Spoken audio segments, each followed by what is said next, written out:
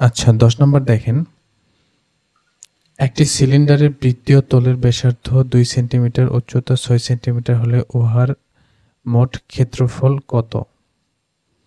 আচ্ছা এটা দুইভাবে করা যায়। একটা হচ্ছে সূত্র মুখস্থ করে।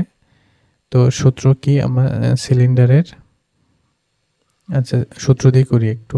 সিলিন্ডারের আচ্ছা সমগ্র তলের ক্ষেত্রফল আমরা কি জানি?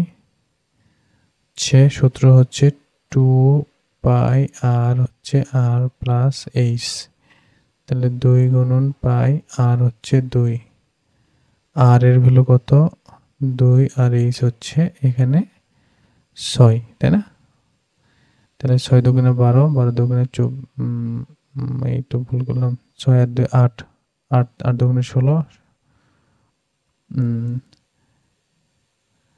6 যোগ 2 8, 8 দুগুণে 16, 16 দুগুণে 32, তাহলে হচ্ছে 32 পাই। এটা হচ্ছে আমাদের উত্তর। তো এই অঙ্কটা যদি আমরা বুঝতে চাই, দেখেন সিলিন্ডার কিন্তু কেমন হয়, যদি একটু ড্র করি, সিলিন্ডার কিন্তু এরকম হয় আর কি।